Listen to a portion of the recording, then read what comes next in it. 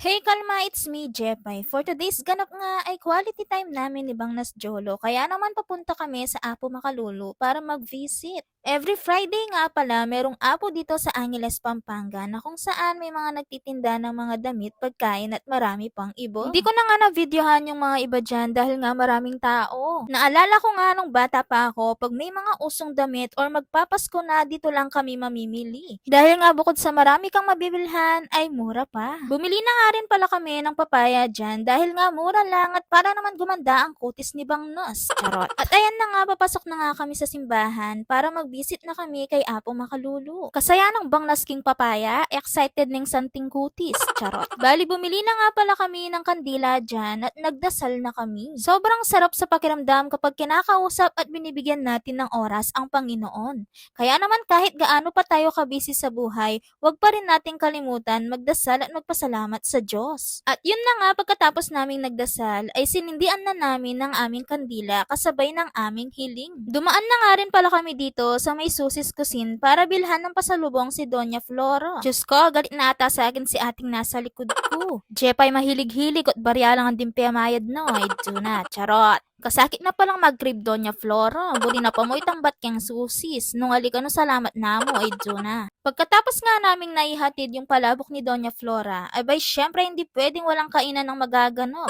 Mag-diet ko pa mo ay na. Nung i Doña Flora mag-crib yung palabok susis, ikabi naman mag-crib kaming Samji, kening Chef Baboy ay na. Pangalawang beses na nga pala namin punta dito at hanggang ngayon mas fresh pa rin ang lettuce nila kaysa kay Bang Nas. Charot. Syempre hindi mawawala yung mga side dish nila. Marami kang ang pagpipilian sa mga side dish nila na talaga namang napakasarap. Yung last na napunta namin dito, lahat ng side dish nila ay natikman namin. Pero ngayon, pumili lang kami ng 6 na talaga namang mauubos namin para iwas leftover. Na. Ganon din naman sa mga meat nila. Pumili din kami ng 6, abay syempre mag-upgrade ka to. Kaya naman pinili namin dyan yung hindi plain dahil nga nagsawa na kami sa plain pork.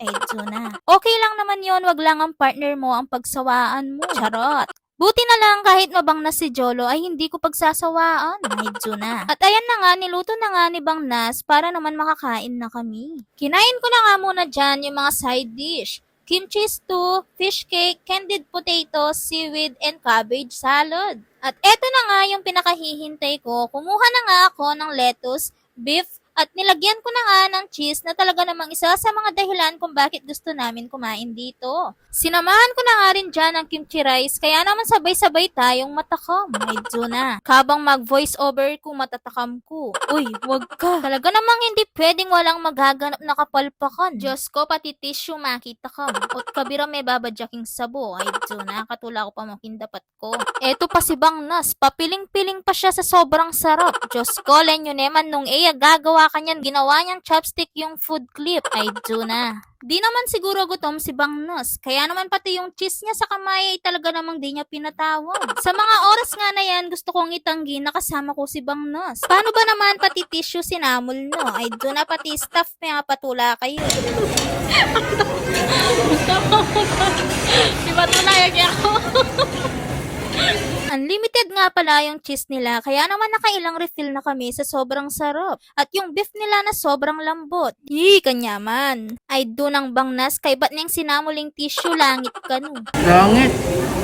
Dahil nga today is my cheat day, sulitin natin. Ay dunang Jepaya lang katapos ang cheat day, charot. Gusto ko nga magpaka-aesthetic dyan. Ang problema ay hindi sumasang-ayon yung samul ko. Ay nakasakit magpaka-aesthetic, charot. Nakailang refill na ako nitong fish cake nila dahil nga paborito ko to.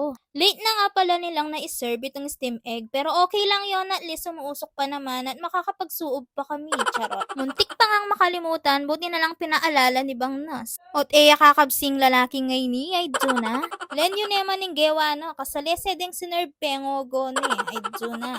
Pumunta lang talaga kami dito para magkalot, charot. Nag-cheers na nga kami dyan at nag-bill out na rin, at si Jolo ang magbabayad for today's video. Diyos ko, balong aliya kaya pitaka, adukot-dukot in card, ay na. Palabas na nga lang kami pengulangot nepo Chef Baboy.